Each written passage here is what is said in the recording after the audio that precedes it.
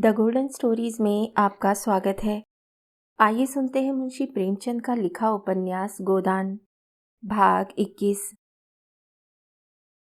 खन्ना और गोविंदी में नहीं पटती। क्यों नहीं पटती, यह बताना कठिन है। ज्योतिष के हिसाब से उनके ग्रहों में कोई विरोध है। हालांकि विवाह के समय ग्रह और नक्षत्र खूब मिला लिए गए थे। कामशास्त्र के हिसाब से इस अनबन का कोई और रहस्य हो सकता है और मनोविज्ञान वाले कुछ और ही कारण खोज सकते हैं। हम तो इतना ही जानते हैं कि उनमें नहीं पटती।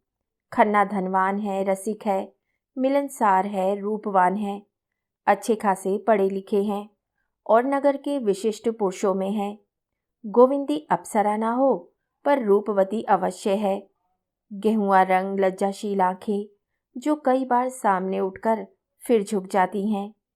कपोलों पर लाली ना हो पर चिकनापन है। गात कोमल, अंग विन्यास सुडोल, गोल बाहें, मुख पर एक प्रकार की अरुचि जिसमें कुछ गर्व की झलक भी है। मानो संसार के व्यवहार और व्यापार को हे समझती है। खन्ना के पास विलास के ऊपरी साधनों की कमी नहीं। अव्वल दर्जे का बंगला है, अव्वल दर्जे का फर्नीचर, अव्वल दर्जे की कार और अपार धन। पर गोविंदी की दृष्टि में जैसे इन चीज़ों का कोई मूल्य नहीं। इस खारे सागर में वे प्यासी पड़ी रहती है। बच्चों का लालन पालन और गृहस्थी के छोटे मोटे काम ही उसके लिए सब कुछ हैं। वे इनमें इतनी व्यस्त रहती है कि भोग की ओर उसका ध्यान नहीं जाता। आकर्षण क्या वस्तु है और कैसे उत्पन्न हो सकती है, इसकी ओर उसने कभी विचार नहीं किया। वे पुरुष का खिलौना नहीं है, न उसके भोग की वस्तु। फिर क्यों आकर्षक बनने की चेष्टा करे? अगर पुरुष उसका सौंदर्य देखने के लिए आंखें नहीं रखता, कामनियों के पीछे मारा मारा फिरता है, तो वह उसका दुर्भाग्य है। वे उसी प्रेम और निष्ठा से पति की सेवा किए जाती है जैसे द्वेष और मोह जैसी भावनाओं को उसने जीत लिया है। और ये अपार संपत्ति तो जैसे उसकी आत्मा को कुचलती रहती है। इन आडंबरों और पाखंडों से मुक्त होने के लिए उसका मन सदैव ललचाया करता है। अपने सरल और स्वाभाविक जीवन में वे कितनी सुखी रह सकती थी, इसका वह नित्य स्वप्न देखती रहती है। तब क्यों मालती उसके मार्ग में आकर बाधक हो जाती है? क्यों वेश्याओं के मुजरे होते, क्यों ये संदेह और बनावट और अशांति उसके जीवन पथ में कांटा बनती है? बहुत पहले जब वे बालिका विद्यालय में पढ़ती थी, उसे कविता का रोग लग गया था, जहाँ दुख और वेदना ही जीवन का तत्व है। संपत्ति और विलास तो केवल इसलिए है कि उसकी होली जलाई जाए, जो मनुष्य को असत्य और अशांति की ओर ले जाता है। वे अब कभी कभी कविता रचती थी, लेकिन सुनाए किसे? उसकी कविता केवल मन की तरंग या भावना की उड़ान ना थी। उसके एक एक शब्द में उसके जीवन की व्यथा और उसके आंसुओं की ठंडी जलन भरी होती थी। किसी ऐसे प्रदेश में जा बसने की लालसा, जहाँ वे पाखंडों और वासनाओं से दूर अपनी शांत कुटिया में सरल आनंद का उपभोग करे। खन्ना उसकी कविताएं देखते तो उनका मजाक उड़ाते और कभी कभी फाड़कर फेंक देते।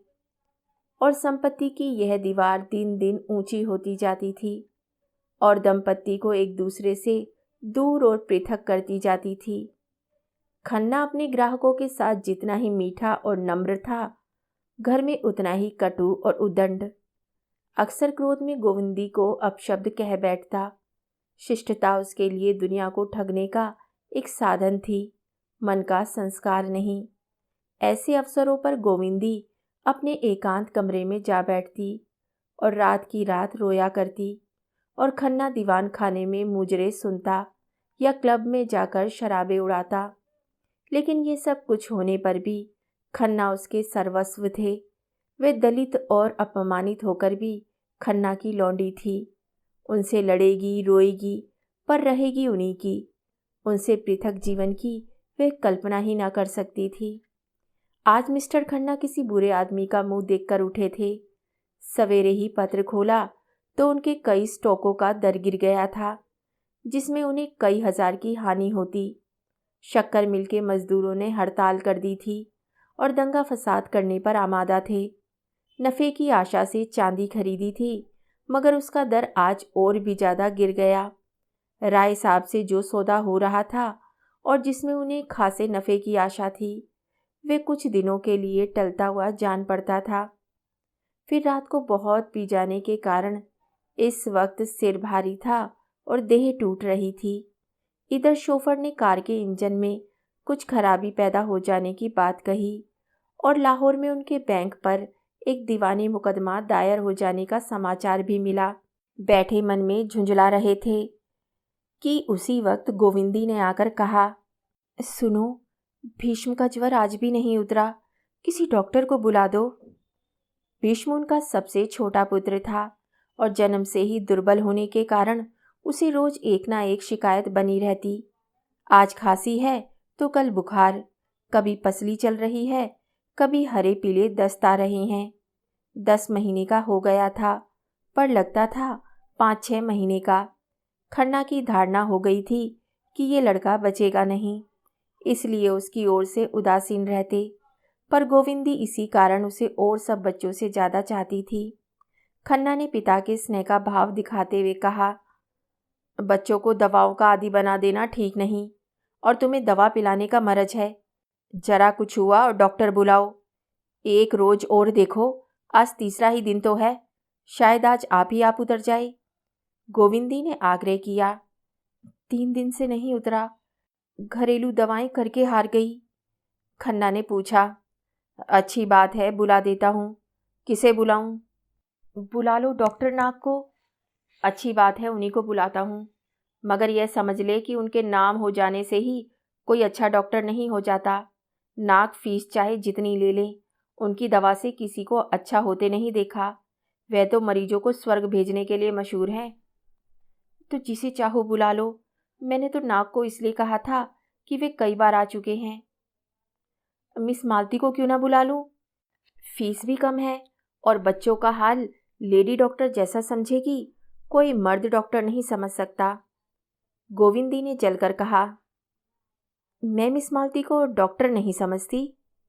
खन्ना ने भी तेज आंखों से देखकर कहा, तो वे इंग्लैंड घास खोदने गई थी और हजारों आदमियों को आज जीवन दान दे रही है। यह सब कुछ नहीं है। होगा, मुझे उन पर भरोसा नहीं। वे मर्दों के दिल का इलाज कर ले और किसी की दवा उनके पास नहीं है। बस ठन गई। खन्ना गरजने लगे, गोविंदी बरसने लगी। उनके बीच में मालती का नाम आ जाना मानो लड़ाई का अल्टीमेटम था। खन्ना ने सारे कागजों को जमीन पर फेंक कर कहा, तुम्हारे साथ जिंदगी तलख हो गई। गोविंदी ने नुकीले स्वर में कहा, तो मालती से ब्याह कर लो ना, अभी क्या बिगड़ा है, अगर वहां दाल गले। तुम मुझे क्या समझती हो? यही कि मालती तुम जैसों को अपना गुलाम बनाकर रखना चाहती है, पति बनाकर नहीं। तुम्हारी निगाह में मैं इतना जलील हूं? और उन्होंने इसके विरुद्ध प्रमाण देना शुरू किया। मालती जितना उनका आदर करती है, उतना शायद ही किसी का करती हो। राय साहब और राजा साहब को मुंह तक नहीं लगाती, लेकिन उनसे एक दिन भी मुलाकात ना हो तो शिकायत करती है। गोविंदी ने इन प्रमाणों को एक फूंक में उड़ा दिया, इसलिए कि वे तुम्हें सबसे बड़ा आंखों का अंधा समझती है, दूसरों को इतनी आसानी से बेवकूफ़ नहीं बना सकती। खन्ना ने डींग मारी। वे चाहे तो आज मालती से विवाह कर सकते हैं, आज अभी। मगर गोविंदी को बिल्कुल विश्वास नहीं।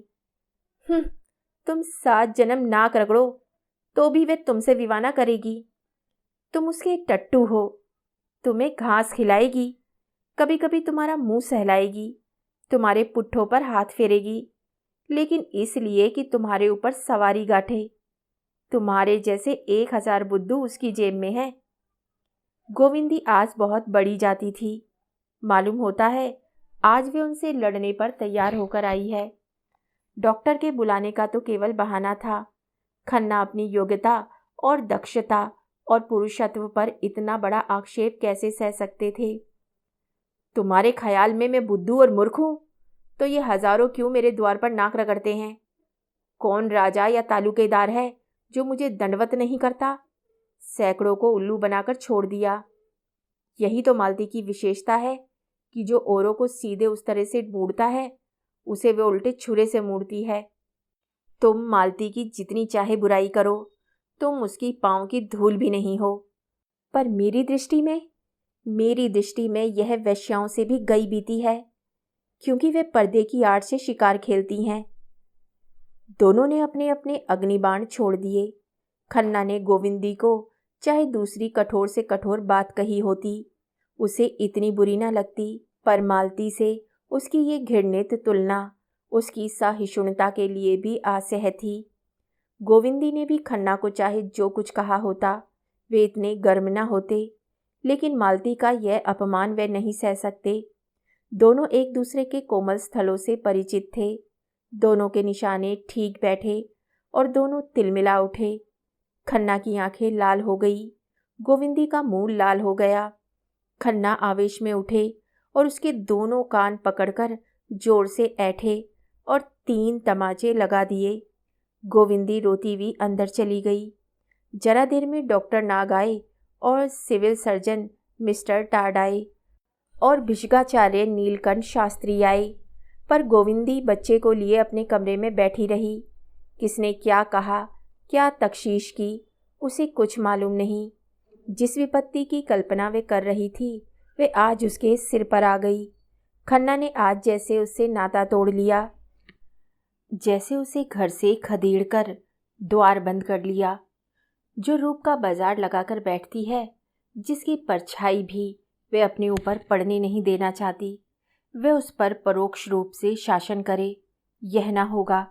खन्ना उसके पति हैं, उन्हें उसको समझाने बुझाने का अधिकार है। उनकी मार को भी वह शिरोधार्य कर सकती है, पर मालती का शासन असंभव है। मगर बच्चे का ज्वर जब तक शांत न हो जाए, वह हिल नहीं सकती। आत्माभिमान को भी कर्तव्य के सामने सिर झुकाना पड़ेगा। दूसरे दिन बच्चे का ज्वर उतर गया था। गोविंदी ने एक तांगा मंगवाया और घर से निकली। जहाँ उसका इतना अनादर है, वहाँ अब वह नहीं रह सकती। आघात इतना कठोर था कि बच्चों का मोह भी टूट गया था।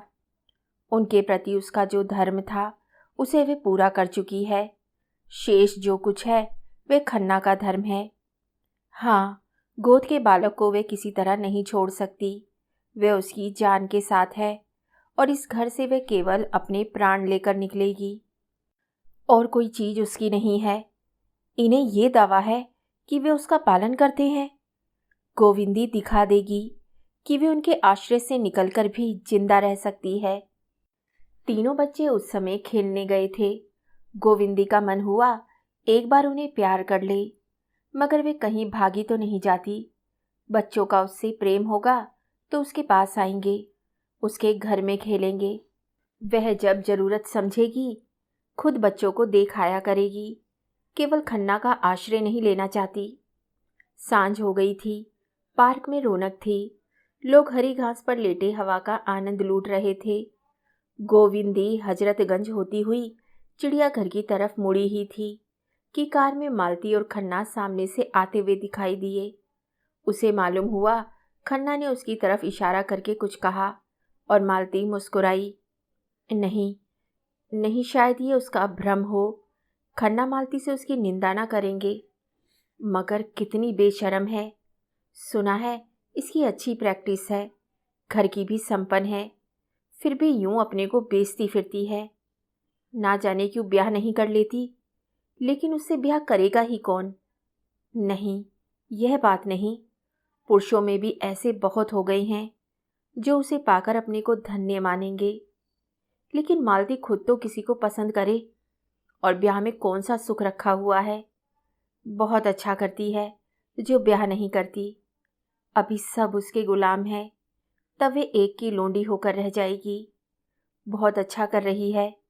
अभी तो ये माशे भी उसके तलवे चाटते हैं।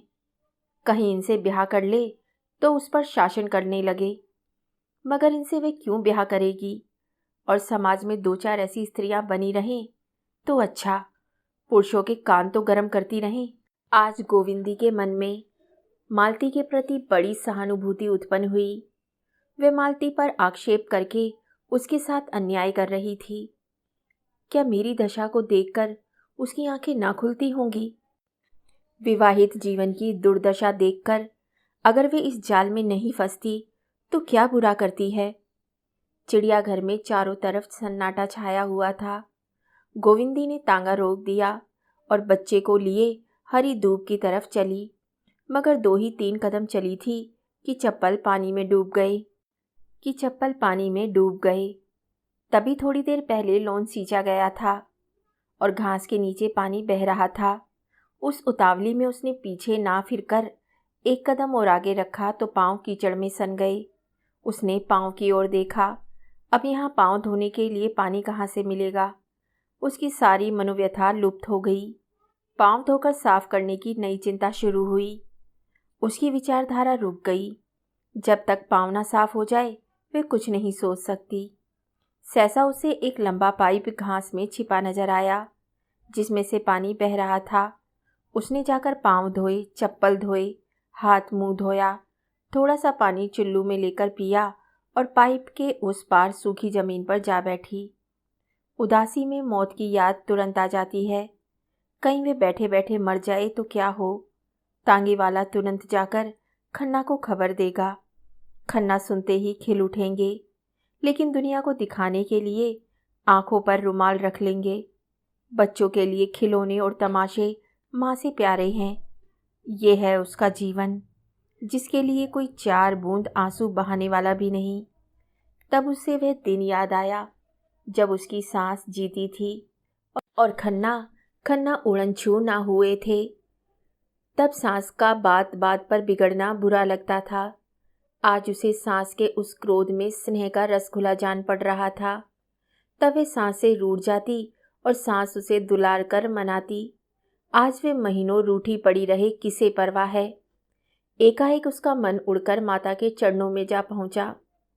हाय, आज अम्मा होती तो क्यों उसकी ये दुर्दशा होती। उसके पास और कुछ ना था।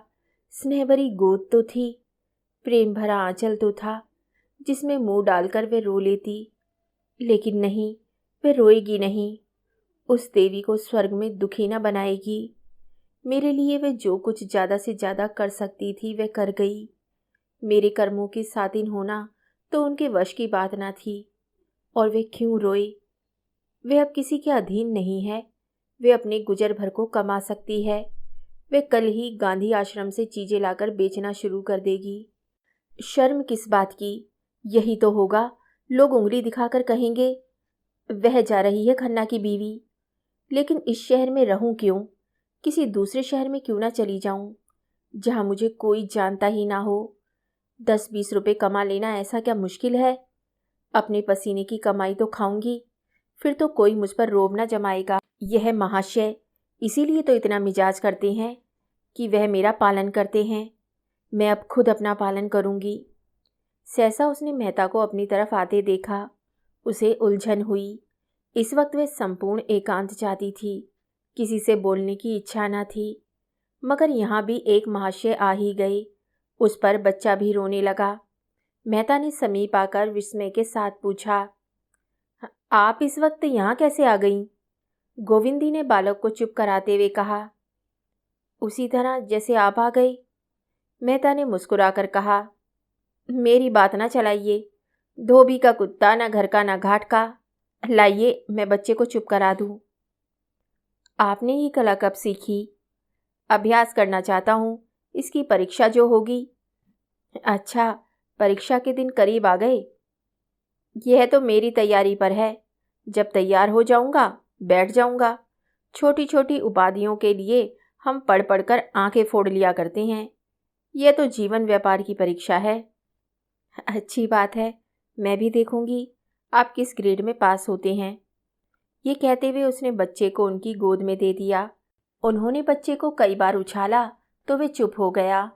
बालकों की तरह टींगे मारकर बोले, देखा आपने कैसा मंत्र के जोर से चुप कर दिया। अब मैं भी कहीं से बच्चा लाऊंगा। गोविंदी ने विनोद किया। बच्चा ही लाइएगा या उसकी माँ भी? मेहता ने विनोद भरी निराशा से सिर हिलाकर कहा, ऐसी औरत तो कहीं मिलती ही नहीं। क्यों, मिस मालती नहीं?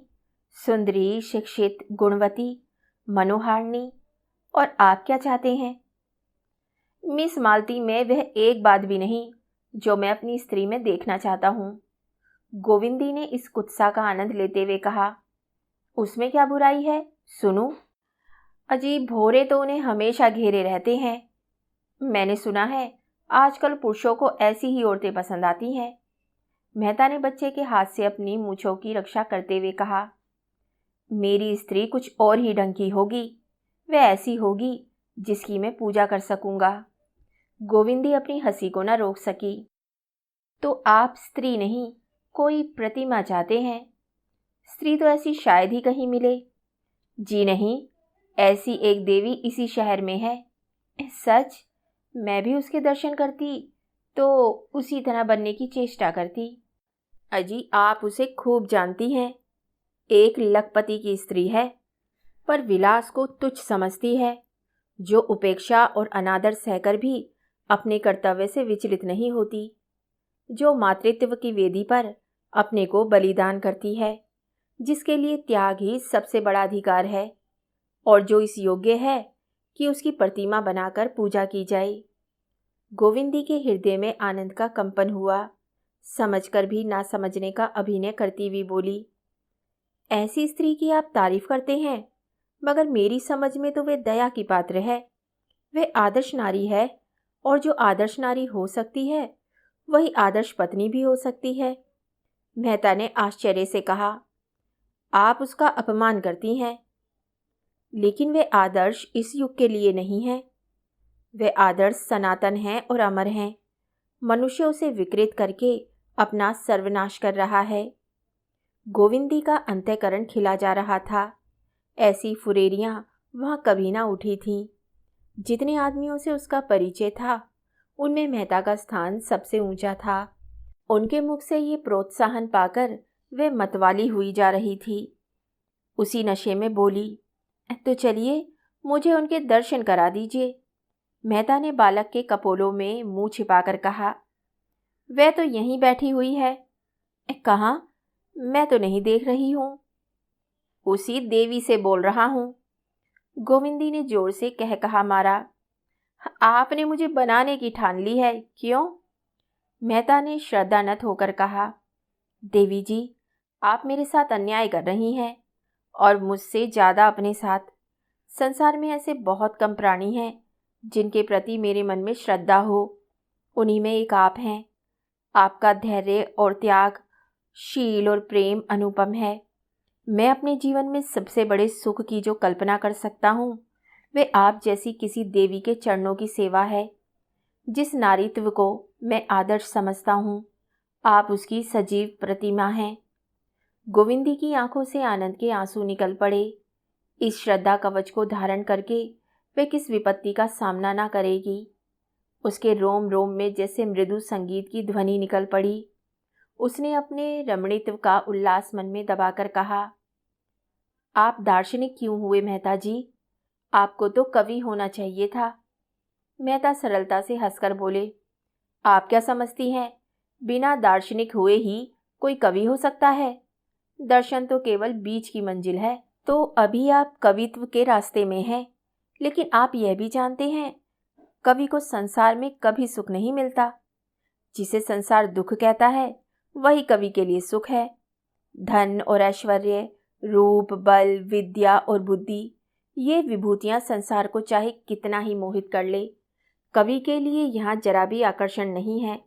उसके मोद और आकर्षण की वस्तु तो बुझी हुई आशाएं और मिटी हुई स्मृतियां, टूटे हुए हृदय के आंसू हैं। जिस दिन इन विभूतियों में उसका प्रेम न रहेगा, उस दिन वे कवि न रहेगा। दर्शन जीवन के इन रहस्यों से केवल विनोद करता है, कवि उनमें लय हो जाता है। मैंने आपकी 2-4 कविताएं पढ़ी हैं, और उनमें जितनी पुलक, जितना कंपन, जितनी मधुर व्यथा, जितना रुलाने वाला उन्माद पाया है, वह मैं ही जानता हूँ। प्रकृति ने हमारे साथ कितना बड़ा अन्याय किया है कि आप जैसी कोई दूसरी देवी नहीं बनाई। गोविंदी ने हसरत भरे स्वर में कहा, नहीं मेहता जी, यह आपका भ्रम है। ऐसी नारियां यहाँ आपको गली गली में मिलेंगी, और मैं तो उन सब से गई बीती हूँ। जो स्त्री अपने पुरुषों को प्रसन्न न रख सके, अपने को उसके मन की ना बना सके, वह भी कोई स्त्री है। मैं तो कभी कभी सोचती हूँ कि मालती से ये कला सीखूं। जहाँ मैं असफल हूँ वहाँ वह सफल है। मैं अपने को भी अपना नहीं बना सकती, वह दूसरों को भी अपना बना लेती है। क्या ये उसके लिए श्रेय की बात नहीं? मेहता ने मुंह बनाकर कहा, शराब अगर लोगों को पागल कर देती है तो इसलिए उसे क्या पानी से अच्छा समझा जाए? जो प्यास बुझाता है, जिलाता है और शांत करता है। गोविंदी ने विनोद की शरण लेकर कहा, कुछ भी हो, मैं तो यही देखती हूँ कि पानी मारा मारा फिरता है और शराब के लिए घर द्वार बिक जाते हैं। और शराब जितनी ही तेज और नशीली हो उतनी ही अच्छी। मैं तो सुनती हूँ आप भी शराब के उपासक हैं। गोविंदी निराशा की उस दशा को पहुंच गई थी जब आदमी को सत्य और धर्म में भी संदेह होने लगता है। लेकिन मेहता का ध्यान उधर न गया। उनका ध्यान तो वाक्य के अंतिम भाग पर ही चिमट कर रह गया। अपने मद सेवन पर उन्हें जितनी लज्जा और शोभ आज हुआ, उतना बड़े बड़े उपदेश सुनकर भी न हुआ था। तर्कों का उनके पास जवाब था और मुंह तोड़, लेकिन इस मीठी चुटकी का उन्हें कोई जवाब न सूझा। वे पछताए कि कहाँ उन्हें शराब की युक्ति सूझी। उन्होंने खुद मालती की शराब से उपमा दी थी। उनका वार अपने ही सिर पर पड़ा। लज्जित होकर बोले, देवी जी, मैं स्वीकार करता हूँ कि मुझ में ये आसक्ति है।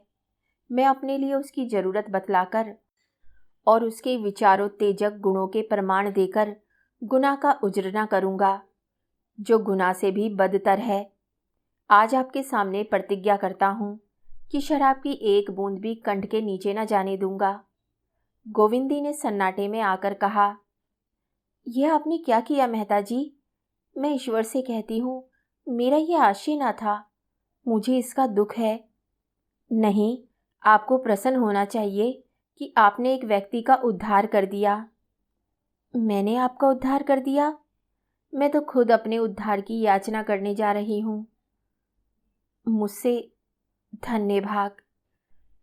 गोविंदी ने करुण स्वर में कहा, हाँ, आपके सिवा मुझे कोई ऐसा नजर नहीं आता जिसे अपनी कथा सुनाऊं। देखिए, ये बात अपने ही तक रखिएगा। हालांकि आपको ये याद दिलाने की ज़रूरत नहीं। मुझे अब अपना जीवन असह्य हो गया है। मुझसे अब तक जितनी तपस्या हो सकी मैंने की, लेकिन अब नहीं सहा जाता। मालती मेरा सर्वनाश किए डालती है। मैं अपने किसी शस्त्र से उस पर विजय नहीं पा सकती। आपका उस पर प्रभाव है। वे जितना आपका आदर करती है शायद और किसी मर्द का नहीं करती। अगर आप किसी तरह मुझे उसके पंजे से छुड़ा दें तो मैं जन्म भर आपकी ऋणी रहूंगी। उसके हाथों मेरा सौभाग्य लूटा जा रहा है। अगर आप मेरी रक्षा कर सकते हैं तो कीजिए। मैं आज घर से ये इरादा करके चली थी कि फिर लौट कर ना आऊँगी। मैंने बड़ा जोर मारा कि मोह के सारे बंधनों को तोड़कर फेंक दूं, लेकिन औरत का हृदय बड़ा दुर्बल है मेहता जी। मोह उसका प्राण है। जीवन रहते मोह तोड़ना उसके लिए असंभव है। मैंने आज तक अपनी व्यथा अपने मन में रखी, लेकिन आज मैं आपसे आंचल फैलाकर भिक्षा मांगती हूँ। मालती से मेरा उद्धार कीजिए। मैं इस मायाविनी के हाथों मिटी जा रही हूँ। उसका स्वर आंसुओं में डूब गया। वे फूट फूट कर रोने लगी। मेहता अपनी नज़रों में कभी इतने ऊंचे ना उठे थे। उस वक्त भी नहीं जब उनकी रचना को फ्रांस की अकेडमी ने शताब्दी की सबसे उत्तम कीर्ति कहकर उन्हें बधाई दी थी। जिस प्रतिमा की वे सच्चे दिल से पूजा करते थे, जिसे मन में वे अपनी इष्ट देवी समझते थे, और जीवन के असूझ प्रसंगों में जिससे आदेश पाने की आशा रखते थे, वह आज उससे भिक्षा मांग रही थी। उन्हें अपने अंदर ऐसी शक्ति का अनुभव हुआ कि वे पर्वत को भी फाड़ सकते हैं, समुद्र को तैरकर पार कर सकते हैं। उन पर नशा सा छा गया, जैसे बालक काठ के घोड़े पर सवार होकर समझ रहा हो वह हवा में उड़ रहा है। काम कितना असाध्य है, इसकी सुधि न रही। अपने सिद्धांतों की कितनी हत्या करनी पड़ेगी, बिल्कुल ख्याल न रहा। आश्वासन के स्वर में बोले, मुझे न मालूम था कि आप उससे इतनी दुखी हैं। मेरी बुद्धि का दोष, आंखों का दोष, कल्पना का दोष, और क्या कहूँ, वरना आपको इतनी वेदना क्यों सहनी पड़ती। गोविंदी को शंका हुई, बोली, लेकिन सिहिनी से उसका शिकार छीनना आसान नहीं है, यह समझ लीजिए। मेहता ने दृढ़ता से कहा, नारी हृदय धरती के समान है, जिससे मिठास भी मिल सकती है, कड़वापन भी। उसके अंदर पड़ने वाले बीज में जैसे शक्ति हो। आप पछता रहे होंगे, कहाँ से आज इससे मुलाकात हो गई। मैं अगर कहूँ कि मुझे आज ही जीवन का वास्तविक आनंद मिला है, तो शायद आपको विश्वास न आए। मैंने आपके सिर पर इतना बड़ा भार रख दिया। मेहता ने श्रद्धा मधुर स्वर में कहा, आप मुझे लज्जित कर रही हैं देवी जी। मैं कह चुका हूँ, मैं आपका सेवक हूँ। आपके हित में मेरे प्राण भी निकल जाएं, तो मैं अपना सौभाग्य समझूंगा। इसे कवियों का भावावेश ना समझिए। यह मेरे जीवन का सत्य है। मेरे जीवन का क्या आदर्श है, आपको ये बतला देने का मोह मुझसे नहीं रुक सकता। मैं प्रकृति का पुजारी हूँ और मनुष्य को उसके प्राकृतिक रूप में देखना चाहता हूँ, जो प्रसन्न होकर हंसता है, दुख और क्रोध में आकर मार डालता है, जो दुख और सुख दोनों का दमन करते हैं, जो रोने को कमजोरी और हंसने को हल्कापन समझते हैं। उनसे मेरा कोई मेल नहीं। जीवन मेरे लिए आनंद में क्रीड़ा है। जीवन मेरे लिए आनंद में क्रीड़ा है, सरल, स्वच्छंद, जहाँ कुत्सा, ईर्ष्या और जलन के लिए कोई स्थान नहीं। मैं भूत की चिंता नहीं करता, भविष्य की परवाह नहीं करता। मेरे लिए वर्तमान ही सब कुछ है। भविष्य की चिंता हमें कायर बना देती है। भूत का भार हमारी कमर तोड़ देता है। हम में जीवन की शक्ति इतनी कम है कि भूत और भविष्य में फैला देने से वह और भी क्षीण हो जाती है। हम व्यर्थ का भार अपने ऊपर लादकर रूढ़ियों और विश्वासों, इतिहासों के मलबे के नीचे दबे पड़े रहते हैं, उठने का नाम नहीं लेते।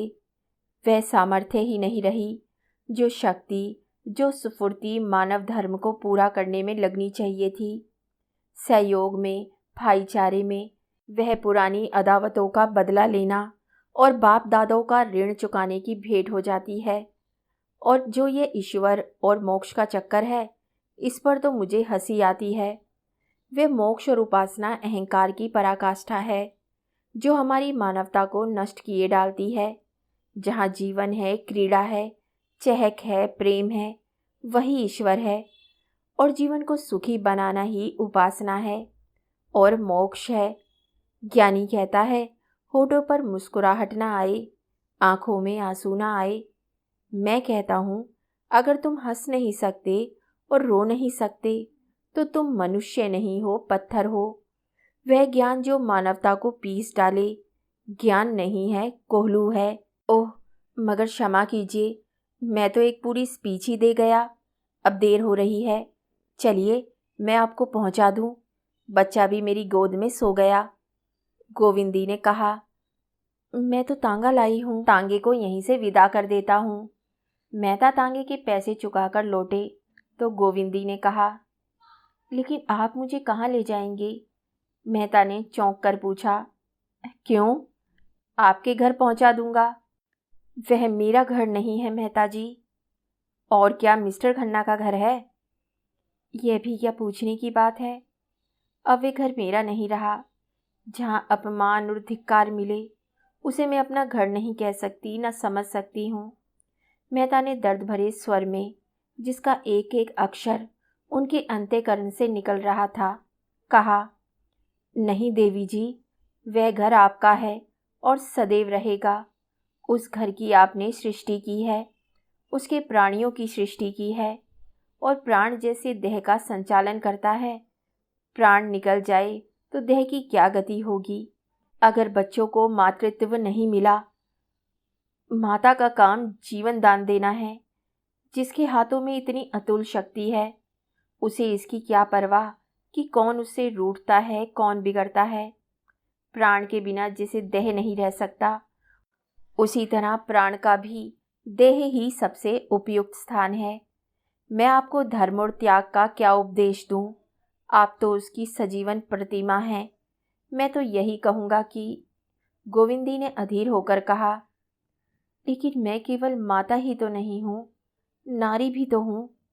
मेहता ने 1 मिनट तक मौन रहने के बाद कहा, हाँ हैं, लेकिन मैं समझता हूँ कि नारी केवल माता है और इसके उपरांत वे जो कुछ है वह सब मातृत्व का उपकर्म मात्र है। मातृत्व संसार की सबसे बड़ी साधना, सबसे बड़ी तपस्या, सबसे बड़ा त्याग और सबसे महान विजय है।